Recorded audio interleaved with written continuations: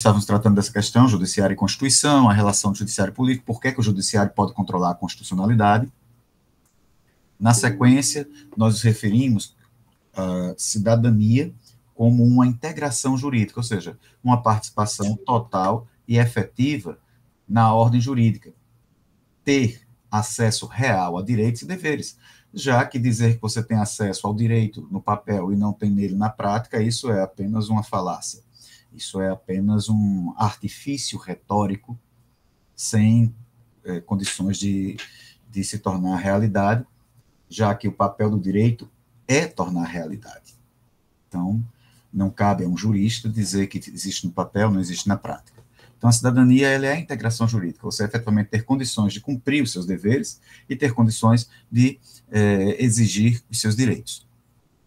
Por isso que nós falamos desses temas como legitimidade do judiciário, o acesso à justiça, que se torna tão importante, demos um destaque a isso, né?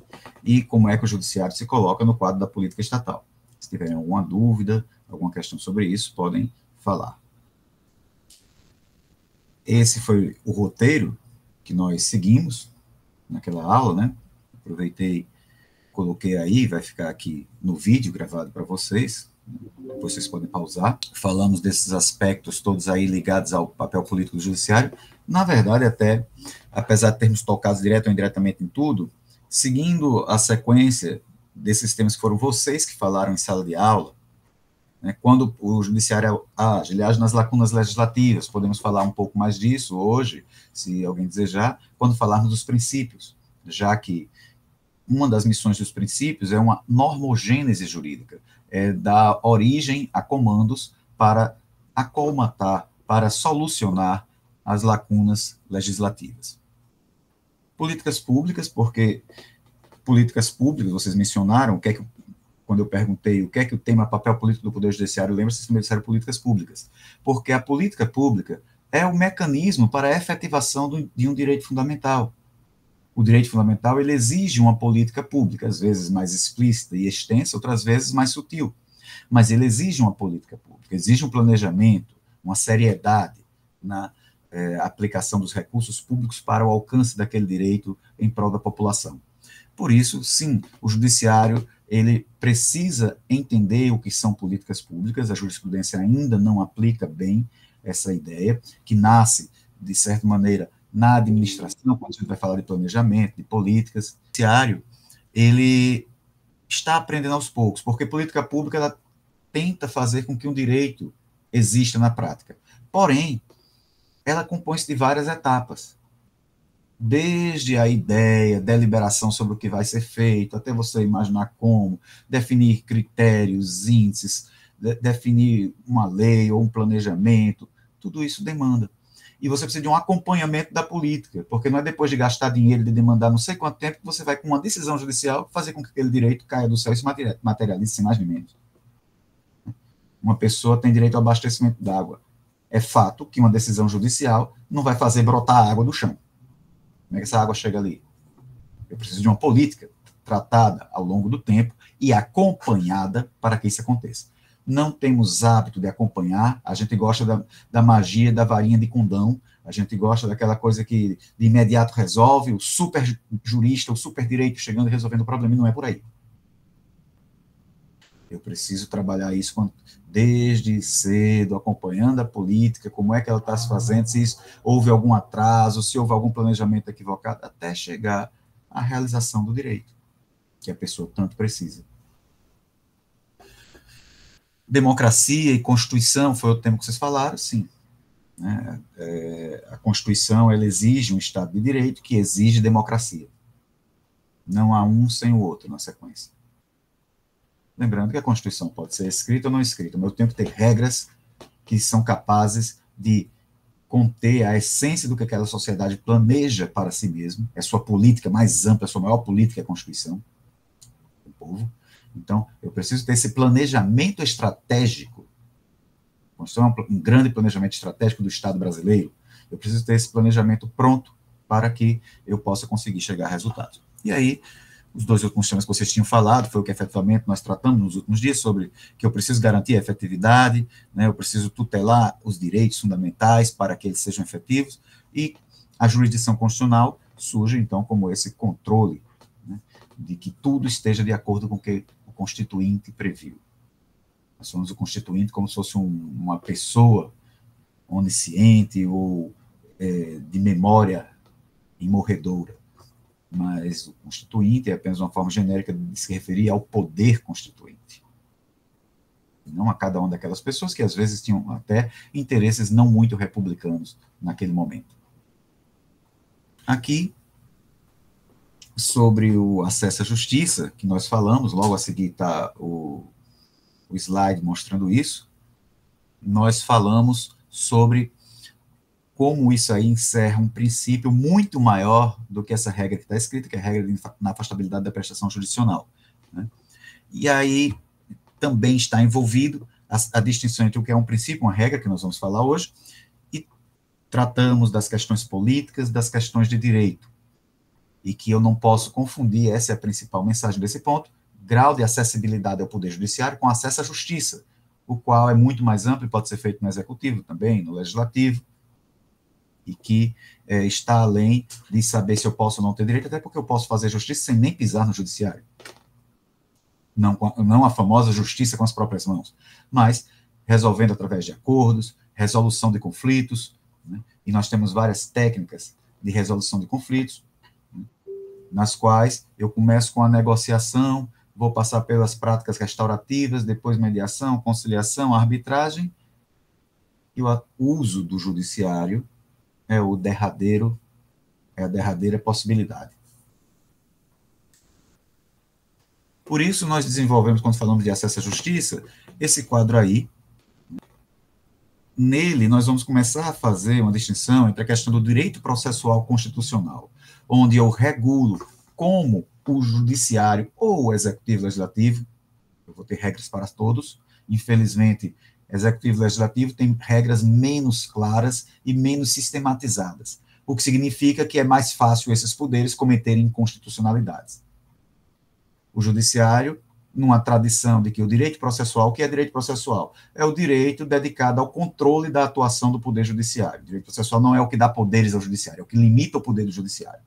Direito processual administrativo, que limita o poder do executivo, direito processual legislativo, que limita o processo do legislador, o poder do legislador.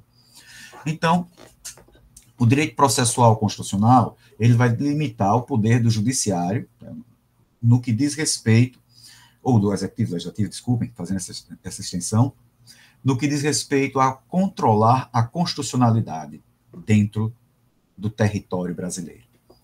Então, é o direito processual constitucional, as normas que se aplicam a esse mecanismo. E tem um outro tema, que são as garantias constitucionais do processo, que normalmente os autores chamam de direito constitucional processual, invertendo os termos. E para com isso significar que são as normas contidas na Constituição, onde vai um certo legalismo, as normas contidas na Constituição, voltadas para estabelecer quais são as balizas para o judiciário, principalmente. Principalmente o judiciário. As garantias constitucionais do processo, elas estão no texto constitucional, mais ainda colocadas no artigo 5º da Constituição, em sua grande maioria, e elas se referem vocês já estudaram, com certeza, mas não custa dizer, né, a aspectos como esses que estão aí aparecendo na tela para vocês agora, como devido processo legal, duplo grau de jurisdição, justiça, contraditório, ampla defesa, ninguém será preso, senão por decisão de juiz competente, e assim por diante. Perdoe minha garganta. Então, essas regras não são em si processo constitucional. Não se dedicam direta e exclusivamente a tratar de como controlar a constitucionalidade. Porém, eu não tenho como falar do controle de constitucionalidade sem partir do pressuposto dela, porque elas são pressupostos para o processo de maneira geral. Então, se elas são pressupostos para o processo de uma forma geral, elas também se aplicam ao direito processual constitucional. Elas estão dentro daquilo que nós chamamos de teoria geral do processo. Certo? Elas não englobam o processo constitucional como um todo, elas estão ali como teoria geral, e como tal elas são aplicáveis a ele. Mas ele vai um pouco além, assim como o processo civil, assim como o processo penal, assim como o processo trabalhista, o eleitoral, e assim por diante. Então, tratado disso, nós falamos ainda, e agora eu vou passar bem rapidamente, é só para, com isso, trazer à mente vocês, sobre o aspecto do constitucionalismo material e do constitucionalismo formal, a questão da supremacia constitucional, cujo conteúdo se impõe e deve ser observado, e a supralegalidade, que traz todos os mecanismos pelos quais uma norma pode ser feita e como ela pode ser desfeita na ordem jurídica brasileira. Então, a força de uma norma, ela pode ser retirada através do Poder Judiciário ou de algum outro mecanismo de controle de constitucionalidade previsto na ordem jurídica. O objetivo, a partir de agora, já que falamos da supremacia e supralegalidade, foi nesse ponto que paramos, é indagar-se como os direitos fundamentais estão conformados na Constituição de 88. Por que falar disso? Porque o objetivo do controle de constitucionalidade é permitir que a Constituição, fazer com que a Constituição tenha maneiras de se impor na sociedade, tenha maneiras de ser observada, mesmo que o próprio poder, ou melhor dizendo, que os detentores do poder não desejem, já que o poder, ele vem da Constituição e ele nunca se pode entender que ele agiria contra si próprio. São objetivos da República Federativa do Brasil: sociedade livre, justa e solidária, desenvolvimento nacional, erradicar a pobreza, marginalização e o bem de todos, sem qualquer tipo de discriminação. Se vocês quiserem também, nós temos aqui os fundamentos, onde tem a dignidade da pessoa humana, que é a base de toda a noção de direitos humanos, que é a base de qualquer pensamento sobre direitos fundamentais. Então, eu preciso saber o que controlar.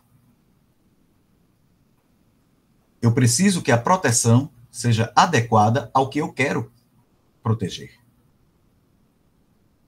Eu preciso que o mecanismo seja apto a atender ao que o direito reclama.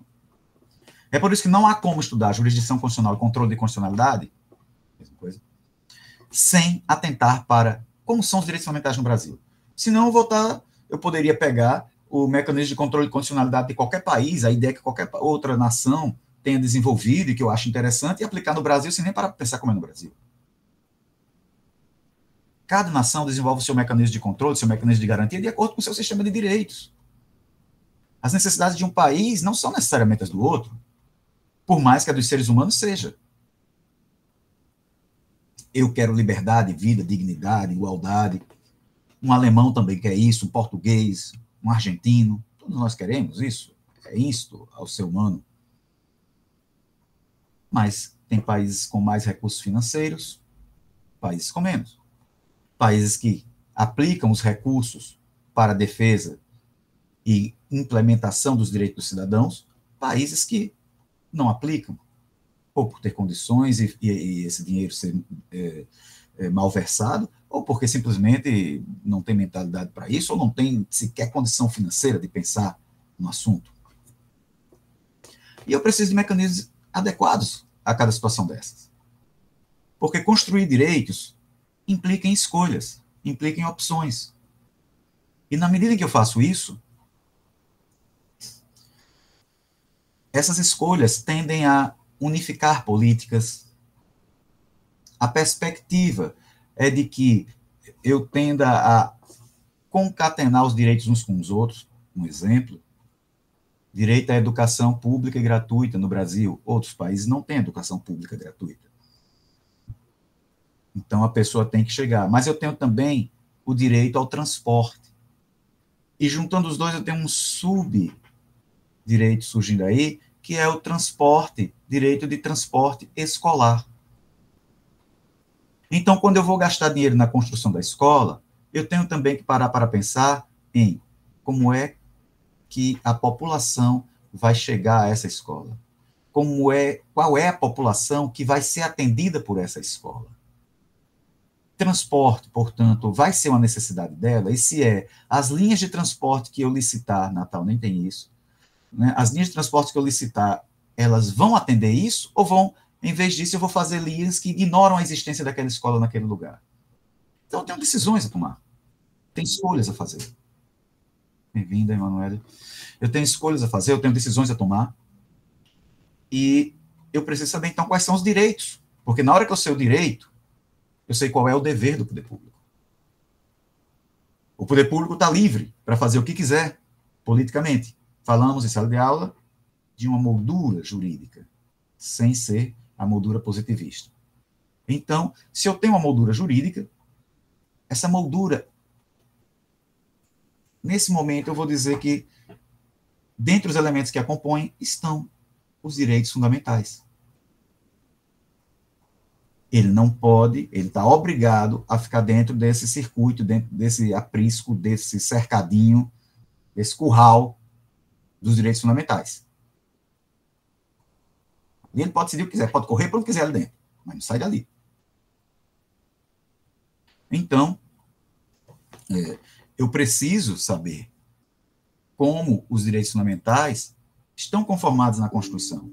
Porque só assim eu posso exercer o controle, senão eu vou estar falando de legislação estrangeira, jurisprudência estrangeira, sem me atentar para o que é o Brasil, como ele funciona. E, que nem se vocês quisessem imitar a famosa frase do Globo Repórter, né, o brasileiro, onde ele vive, o que ele come, quais são os seus direitos. É isso que a gente tem que tratar aqui. Por isso, um primeiro aspecto que nós vamos falar agora é sobre essa palavrinha aí, proporcionalidade. Essa palavra implica numa concepção teórica específica, né, que comumente é chamada de princípio da proporcionalidade.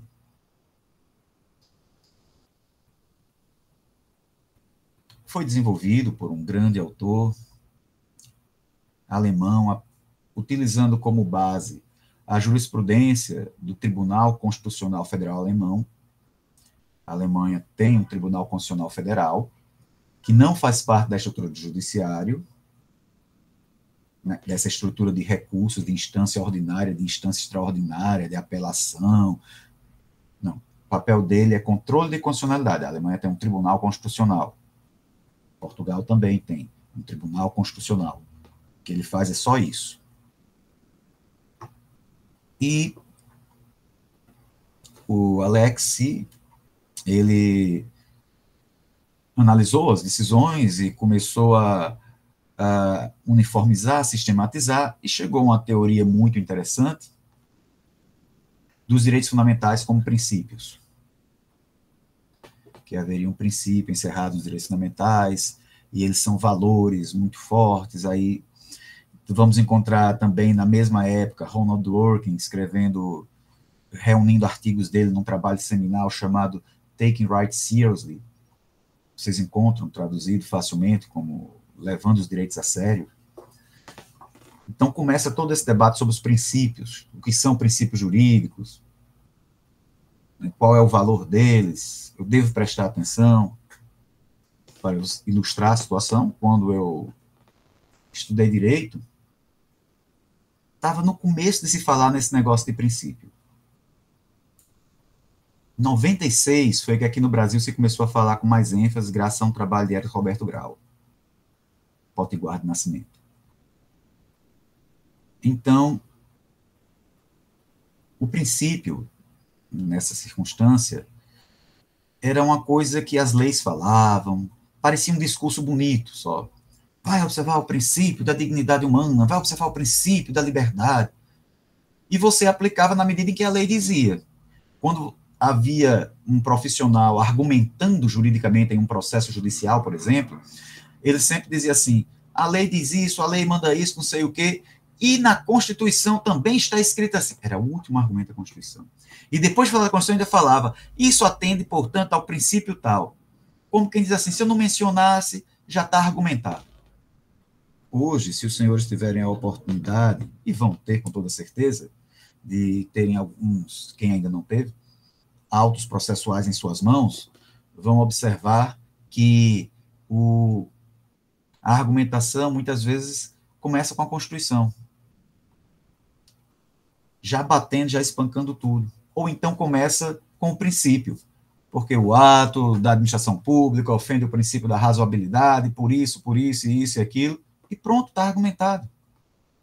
Isso não existia quando eu estudei. logo após 88. Meu curso foi na primeira metade dos anos 90. A gente não falava disso.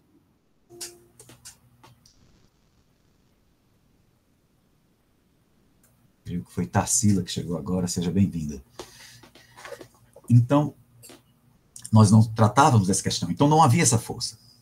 Há uma classificação conhecida de Paulo Bonavides, que ele vai falar, né, de uma fase que seria de direito natural, que pendularmente foi substituída pelo positivismo e que depois foi substituída pelo pós-positivismo. Então, o professor Paulo Bonavides esclarece que o pós-positivismo seria essa fase na qual os princípios ascendem a uma condição normativa. Em vez de serem as leis que dizem quando o princípio vale, passam a ser os princípios que dizem quando a lei vale. E é assim. Houve uma farra principiológica, pessoal entendendo o princípio como se fosse um discurso meramente retórico, político, de discussão, de qualquer coisa que parecesse com o nome do princípio era motivo para decidir do jeito que quisesse. Não é bem por aí.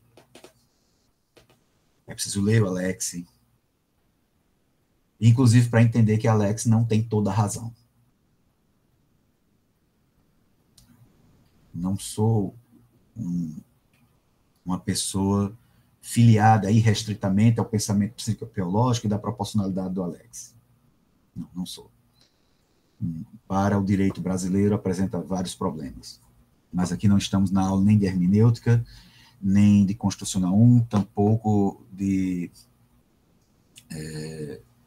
filosofia do direito. Então, mas eu estou ressalvando essas características, mas quem quiser pode estudar o assunto, que vai crescer muito e é um tema cujo domínio é essencial para um bom futuro profissional. Mas falando geral, por que a proporcionalidade se torna uma reflexão, pelo menos, importante no Brasil? Porque nós temos uma Constituição caracterizada pela inclusão, uma Constituição programática, dentro de um Estado social, são conceitos que se exigem mutuamente, que se implicam mutuamente, onde ela tenta pôr fim a um embate político, reduzindo a sua força, fazendo que o conflito diminua de intensidade, como nós comentamos ontem na aula de Justiça Restaurativa. O conflito diminui de intensidade, mas ele permanece ali latente. De maneira que o legislador, ao longo do tempo, iria fazendo as leis programadas, né, para existir, que a Constituição disse, nos termos da lei complementar, nos termos da lei, conforme dispuser a legislação, conforme legislação, nos termos da lei, leis que não existiam quando a Constituição foi feita. Então, a Constituição vai semeando isso. E, ao longo do tempo, o legislador vai adequando de acordo com a realidade. A nossa Constituição é cheia desse mecanismo. Nós temos uma Constituição que traz um mecanismo como o direito de propriedade, livre iniciativa, que são mecanismos tipicamente de um regime capitalista, ao lado de planejamento estatal e função social da propriedade, típicos mecanismos de Estados socialistas. E tudo para ser regulamentado pelo legislador. Então, é uma Constituição que exige habilidade para poder conformar os direitos. Afinal de contas, se eu não cumpro a função social, automaticamente eu perco a minha propriedade ou não? Isso eu só tenho propriedade se eu provar que cumpri a função social ou não? Eu já tenho antes disso? Só para ficar nessa questão reflexiva. Então, eu preciso entender como isso vai se organizar. E é aí que entra o discurso da proporcionalidade, onde na proporcionalidade eu vou entender que eu tenho uma garantia constitucional de que eu sou livre. Todos aqui são livres. Ninguém quer abrir mão do direito à liberdade. Mas, se alguém comete um crime, essa pessoa é presa. Esse é um exemplo de fácil solução, que vocês podem dizer, mas claro, porque na Constituição está isso, está aquilo, mas parem para refletir. essa pessoa que cometeu o crime vai ser presa, ela tem direito constitucional garantido na Constituição de ser livre. Como é que você resolve isso? A Constituição fala em penas, a Constituição fala em crime, fala em justiça penal, mas em nenhum momento parou para expressamente dizer que a pessoa perder. Você é livre, salvo se fizer isso, isso e aquilo. Essa pessoa perdeu o direito à liberdade, se ela perdeu o direito à liberdade, ela pode voltar a ser livre um dia? Então eu tenho uma circunstância. E aquela circunstância é quem faz com que o meu direito seja moldado, seja modelado. Bem-vinda, Tainá. Então, aquela circunstância é quem vai dizer: sua liberdade diminuiu de importância aqui, porque é mais importante que a segurança pública seja protegida e você vai ser preso. E quando essa pessoa termina de cometer o crime, ou desculpe-me, por favor, quando essa pessoa termina de cumprir a sua pena, a liberdade dela cresce de novo, ela diz: eu tenho todo o direito a ser livre, mesmo contra o interesse da sociedade que eu seja preso ou não goste de mim. Porque a Constituição me dá a liberdade e ela não vai ser tirada. Então, é esse jogo de proporcionalidade. Um é proporcionalmente maior, o outro é proporcionalmente menor. Peguei um exemplo bem simples, até do próprio Alex. É essa proporcionalidade que vai determinar como vai funcionar. Mas o que as pessoas não prestam atenção é que muitas vezes eu teria até que fazer cálculos hipotéticos, cálculos virtuais para saber o que fazer numa determinada circunstância. Teria que comparar hipóteses virtuais. E as pessoas fazem só discurso em cima disso. Também há uma discussão sobre compatibilização de direitos, sobre o direito tal é afetado por direito X. Isso é um MMA jurídico. Isso não existe. Ou eu tenho direito ou eu não tenho direito. Meu direito nunca vai ser retirado por conta do direito de outra pessoa. É aquela situação em que a pessoa acaba deixando de poder fazer alguma coisa, porque naquela situação essa pessoa não tinha direito. Não é porque o outro direito revogou, porque um direito não revoga outro. Não existe conflito entre direitos. Não existe colisão de princípios, essas coisas. Não existe. Eles sempre estão ali no lugar deles. Isso só leva a estabelecer uma pessoa como tendo mais direitos do que a outra. Que direitos que se sobrepõem é você dizer que uma pessoa tem direito de se sobrepor a outra e a dignidade humana é contra isso. Como resultado, você acaba fazendo discussões estéreis, para tentar justificar determinados direitos, ou para tentar... você termina confundindo, a verdade é essa, você termina confundindo o direito com as faculdades dele. O direito fundamental. Você termina achando que o direito fundamental é o modo como ele é exercido. Segurança pública é um direito fundamental? Sim, é um direito fundamental. Construir prisão satisfaz a segurança pública? Não. Tem que também dar armamento para a polícia. Dar armamento para a polícia satisfaz? Ainda não, porque eu tenho que construir presídios. E assim por diante, eu tenho muitas coisas. Quando você entra nesse debate do direito maior que o outro, você obrigatoriamente vai ter que achar, que ao satisfazer só um pedaço desses, você satisfez o direito. É esse o problema prático. Você minimiza, você mingua o direito fundamental. Na hora que você fala em conflito entre os direitos, você mingua o direito fundamental só aquilo em que ele contende com aquele outro direito. Isso traz várias consequências negativas, inclusive a jurisprudência. É aí, portanto, que o pensamento de Alex não tem a menor aplicação ao Brasil. Mas o objetivo de eu parar para prestar atenção que os direitos fundamentais, a frase tradicional é: os direitos fundamentais não são absolutos. O direito é absoluto. Os direitos fundamentais não se aplicam em todas as circunstâncias possíveis e imagináveis. Eu tenho que ver as circunstâncias para saber se eu tenho direito naquele caso. A Constituição de 1888 precisa, portanto, de uma síntese, e a ideia de proporcionalidade ajuda nisso, ajuda a sintetizar e dizer o que é que pensa a Constituição de 88, o que é que o Constituinte, poder Constituinte, traz para nós aplicarmos nos problemas que encontramos. Hoje estamos pendularmente no momento em que se revalorizam as regras. Tradicionalmente, são lembrados esses três aspectos do princípio da proporcionalidade: adequação, exigibilidade e proporcionalidade em sentido estrito. para eu exigir um direito, ou então para o poder público poder restringir o seu direito, é preciso passar pelo crivo desses 3 subprincípios. E aí já é uma observação, proporcionalidade não é princípio. O próprio Alex diz isso, é uma máxima da proporcionalidade, porque ele considera que é uma coisa que está no plano metodológico, é um método de como usar os princípios, ele em si não é um princípio. Por mais que pessoas tenham escrito até livros, bons autores, por sinal, intitulados O Princípio da Proporcionalidade. Não existe. Totalmente sem sentido isso. A proporcionalidade não é um princípio, é um método aplicável à solução de conflitos jurídicos. Então, tem a questão da adequação, da exigibilidade e da proporcionalidade de distrito. Se o poder público vai fazer um ato diante de um direito fundamental do cidadão, é preciso ver se esse ato é adequado para o fim que deseja alcançar. Temos que evitar que haja pichação dos corredores da UFRN. Para isso, nós vamos colocar, né, banquinhas de oferecimento de frutas na subida das escadarias do setor 1. O que é que isso tem a ver? Isso não é adequado. Essa medida não tem um contão. Só que isso a gente já tinha no direito, com o nome do princípio da razoabilidade.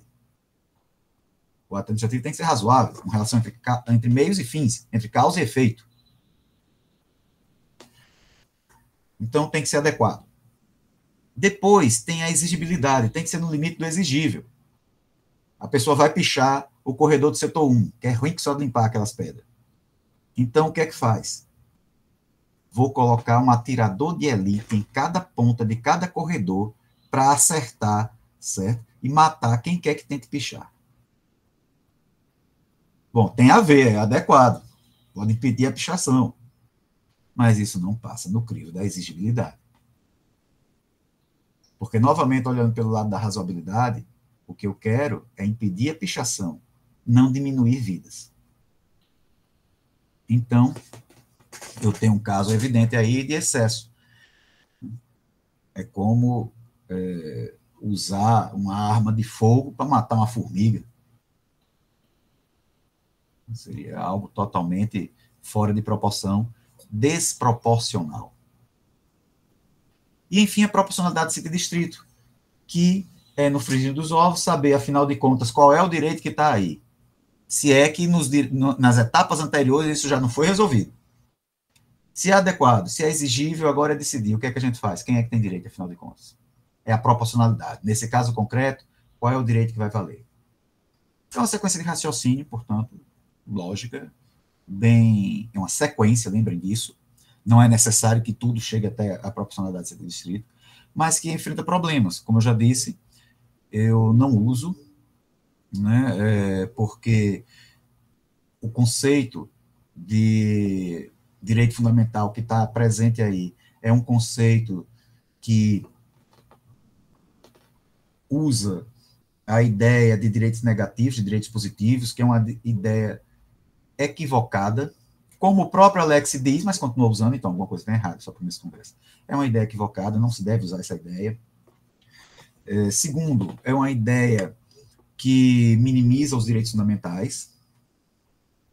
Eu prefiro analisar, primeiro, qual é a função do direito envolvida. Segundo, qual é a forma de exercício do direito. E o terceiro, onde é que ele está limitado. Mas, como eu disse, aí a gente vai para a aula de hermenêutica. Aqui eu coloquei primeiro porque vocês vão achar isso na doutrina, porque a doutrina não lê. Não lê, não. A prova disso é que os livros que falam desse assunto, obrigatoriamente, para entender esse pensamento, tinha que ter lido Georg Jelinek.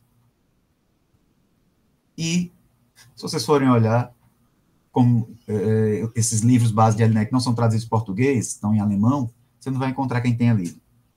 Eu tive o trabalho de ir atrás e tentar ler, né, e sofrer lendo. E aí você começa a ver os erros. O pessoal não faz isso, só repete, só papagueia, não fica dizendo besteira. Então, fora essa questão, ainda tem o problema de que utilizam a realidade que o próprio Alex honestamente diz, tirado da realidade alemã. E Alex diz, estou escrevendo para a realidade alemã, não com essas palavras. Mas ele diz isso, está fazendo uma teoria da Alemanha para a Alemanha. Qual é o crime disso? Pelo contrário, é extremamente desejável. E ainda resultou em ideias que são debatidas internacionalmente. Então, o que você tem é que na Alemanha você não tem os direitos sociais consagrados constitucionalmente, como nós temos no Brasil. Você tem um país com a característica tradicional de dar políticas públicas sociais, mesmo não previstas na Constituição. O Brasil já é o contrário, mesmo previsto na Constituição, não dá políticas públicas sociais, é o contrário.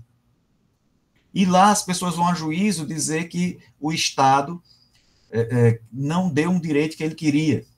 E o judiciário entendeu que o poder público já estava fazendo o suficiente, que existia política, que investia dinheiro, que existe universidade, educação, saúde, e que, portanto, é além do exigível aquilo ali. Enquanto que no Brasil é o contrário, você tem que entrar porque o Estado não está fazendo nada, você está numa situação terrível e precisa que faça alguma coisa. É a ideia da reserva do possível, que é absolutamente inaplicável ao Brasil, teoricamente e na prática também, mas está cheio de decisão judicial. Se vocês entrarem no site do STF, vocês vão encontrar, se entrarem em todos os tribunais, não tem sentido, não tem sentido. Ah, quer dizer que eu vou fazer o poder público brasileiro que não tem dinheiro fazer mil coisas? Não, isso são outros 500. Isso aí é porque você andou interpretando doutrina estrangeira. Em vez de conhecer a brasileira primeiro, em vez de estudar a primeira brasileira. Teoria dos direitos fundamentais brasileira, certo? Controle de constitucionalidade no Brasil. Aí você fica trazendo um bocado de pergunta que não tem nem sentido de fazer, às vezes. Controle de constitucionalidade brasileira tem pareia, não. Então, princípios e direitos fundamentais acabam se unindo, porque se eu tenho um direito fundamental, é porque esse direito fundamental resguarda um valor básico da ordem jurídica. E esse valor básico da ordem jurídica se traduz em um princípio que traz normatividade a um valor. Algumas coisas não são direito, são valores que não ganham conotação jurídica. Você pode olhar para a arquitetura de um prédio público e dizer: não achei bonito, eu queria que todo prédio público fosse bonito. Nenhum erro, você pode dizer isso, inclusive pode botar isso em prática também. Erro nenhum. Mas existe esse princípio jurídico? Ah, esse prédio não é bonito, pelo princípio jurídico da boniteza, a gente vai botar ele abaixo. Não existe princípio jurídico da boniteza. Só a pessoa bonita pode assumir cargo de chefe do executivo. Prefeito, por exemplo, só se for bonita que pode ser prefeito. Você pode até votar no candidato só porque ele é bonito. Mas você não pode dizer que isso é um princípio jurídico. Né? Passar um critério assim, não, você é feio, seu nariz está assim, não, você não pode ser prefeito. Não, não existe esse critério. Então, os princípios são valores que acabaram recebendo caráter de normatividade, de força jurídica. Princípios como probidade, princípios como moralidade administrativa, e assim por diante. Legalidade, moralidade. Pegar só os da administração pública, por exemplo, legalidade, impessoalidade, moralidade, publicidade. Eficiência não é bem princípio jurídico, não, mas isso aí é uma briga grande que a gente pega depois em direito econômico. E, por fim, eu também não tenho como entender, sem parar para observar que a Constituição de 88 deixa claro que os direitos humanos, os tratados que o Brasil assina sobre os direitos humanos, têm força constitucional. A Constituição de 88 recepciona os direitos humanos. Ah, direito humano é diferente do direito fundamental? Briga de Constitucional 2, mas então, para que ninguém venha me dizer, quem vale é direito humano. O direito fundamental é um direito humano que a ordem jurídica deu uma proteção específica, mas isso não dá mais força do que um direito humano que não tem essa proteção, em hipótese alguma. Meu vínculo é com o direito, não com o legalismo. Então,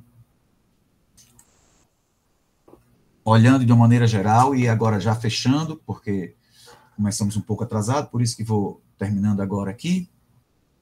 Então, as bases do controle que a gente vai ver estão assentadas nesses elementos aí, sem esquecer de outros mecanismos de garantia, que a gente também vai poder falar, nem que seja só para listar, como princípio do juiz natural. Preciso ter alguém que seja o juiz natural da demanda de controle de constitucionalidade. Então, acesso à justiça, nós já mencionamos. Agora, eu queria chamar a atenção para o direito de petição. O direito de petição, no inciso 36 do artigo 5º da Constituição, ele tem o objetivo de assegurar, desculpe, não é 36 não, 36 é ato jurídico perfeito, é o 34. Vou compartilhar com vocês aqui. O 34 da Constituição, ele vai dizer que são a todos assegurados o direito de petição aos poderes públicos em defesa de direitos ou contra a ilegalidade ou abuso de poder. E a obtenção de certidões, que aí também vai dar ensejo ao habeas data. Mas vamos ficar aqui no 34A. Vejam bem, até pela própria literalidade, isso aí abrange o direito de ação. O direito de ação é um tipo de direito de petição. Teoricamente falando, estamos aqui num curso para entender como as coisas são. E existe um direito de petição em sentido estrito, que é o qual se fala normalmente, como se fosse um irmão do direito de ação, mas os dois são dentro de uma categoria mais ampla, mais genérica, direito de petição. E aí eu tenho o direito de ação, como uma subespécie. O direito de petição me assegura que eu possa requerer aos diversos poderes públicos, repartições públicas, ninguém pode dizer, não recebo não, né? Sabe que é meu direito peticionar, eu sou cidadão, e eu tenho, isso é um mecanismo de democracia direta, por exemplo, no Brasil. Eu não preciso de que um representante meu vá lá reclamar, não. Eu, cidadão, posso ir lá e olhar. E ver o problema. Inclusive, a Constituição esclarece, mais à frente, que as contas públicas deverão ficar à disposição de todos os contribuintes do município. Então, eu sou cidadão, pelo menos 30 dias por ano. 30 ou são 60 dias, logo mais à frente na Constituição, quando vai falar dos municípios. Então, eu sou cidadão, sou contribuinte, eu tenho direito a ver quanto é que foi arrecadado, quanto é que foi pago, quanto é que não foi. A lei de responsabilidade fiscal cuida disso, esclarece, até me dá um prazo maior. Então, o direito de petição é fundamental para a democracia. Não existe sem ele, e ele passa a ser também um mecanismo de controle de constitucionalidade. Eu posso usá-lo para controlar a constitucionalidade. E um detalhe crucial, já que nessa lista aí eu já falei de todos os demais na última aula, nessa lista eu disse aí, mas vocês não estão vendo. Já que nessa lista eu falei de todos os demais na última aula, vou finalizar hoje com uma observação. O direito de ação, que é uma forma de acesso à justiça, o direito de ação caracteriza o acesso ao poder judiciário. Mas você também pode fazer direito de petição no judiciário. Mas o judiciário tem uma estrutura administrativa toda. Eu tenho um funcionário ali que pode ter um direito que não foi observado. Eu tinha direito a um aumento e não foi dado. Faz um direito de petição, um requerimento, na forma de um requerimento, pedindo isso. Um cidadão pode peticionar, gostaria que tivesse uma instalação da justiça, um fórum, um prédio aqui no meu bairro. Petição ao judiciário. Então, o direito de ação é uma forma de acesso ao judiciário. Então, ele é um direito político. Só vai um direito individual, um direito civil, é um direito político, o direito de ação. Por que é um direito político? Eu, diretamente, a qualquer dia, a qualquer hora, posso entrar na justiça. Se é um direito político, votar num camarada que às vezes vai estar numa cidade longe, sem nunca prestar atenção ao povo, só roubando dinheiro, e isso é um direito político, para o cabo só aparecer de 4 em 4 anos, quer dizer que votar é um direito político, que só existe de 4 em 4 anos. Que democracia é essa? Direito de ação é um direito político, porque eu entro com ele e aquilo é um direito exercido perante o poder público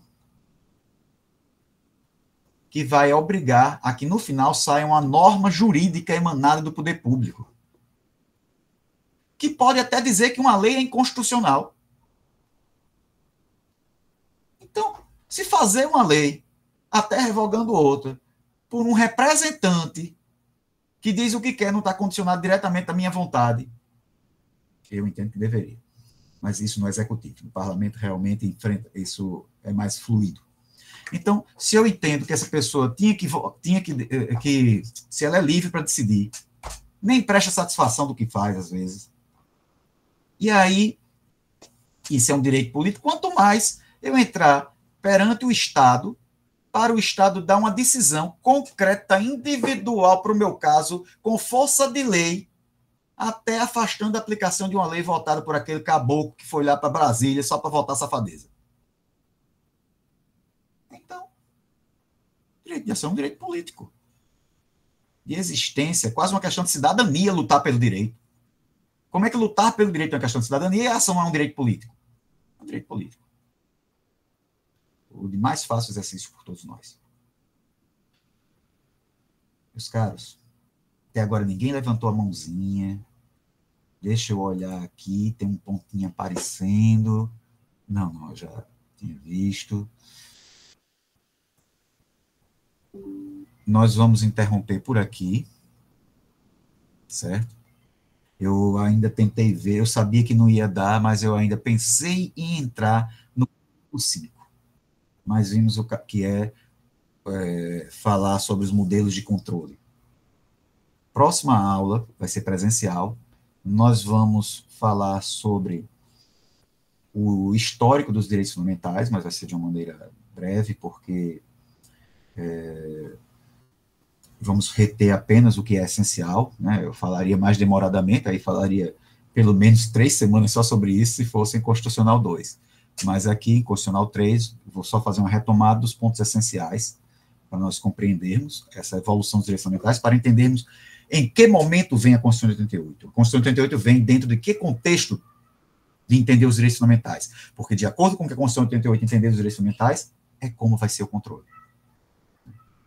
E faço essa retomada desse histórico dos direitos fundamentais, e no tópico seguinte, nós vamos falar sobre os modelos de controle, que é onde eu vou fazer uma experiência, digamos assim, eu vou mesclar muito já com o conteúdo dos capítulos seguintes, para que nós já consigamos ver um pouquinho dos outros capítulos dentro desse capítulo 5. Ao todo, o programa tem 13 capítulos, mas a partir do 8º capítulo, na verdade, são apenas temas tão importantes que merecem estar colocados como tais, mas que demandam da disciplina apenas alguns momentos de aula. Claro, todos podem ser longamente aprofundados, se vocês quiserem, a gente dedica um momento só a isso. Na aula, vocês podem perguntar, dizer, tirar dúvidas. Quem não tirou dúvida agora, pode também tirar a dúvida na semana que vem, mas não fiquem tão calados, não. Se tiver pelo menos um que não cochilou enquanto eu falava, que está prestando atenção, né? Pode dizer alguma coisa se quiser, né? Fiquem à vontade. Né? Digo isso brincando. Eu sei que vocês são alunos ótimos, bacanas, legais, me dão de estar em sala de aula, está todo mundo atento, tomando nota de tudo, prestando atenção e esperando o vídeo. Espero. Bom, gente, é isso. Muito obrigado, tá? Uma boa continuidade de dia. Hoje é sexta, então, um bom final de semana, aproveitem, certo? E quarta-feira nós nos encontramos novamente. Qualquer coisa, no grupo do WhatsApp, a gente vai tirando dúvidas, vai esclarecendo alguma coisa que tenha sido esquecida, a gente trata ali, tá bom? Valeu, gente. Bernardo Garanto está bem atento. Graças a Deus. Obrigada, professor. Tchau. Tchau.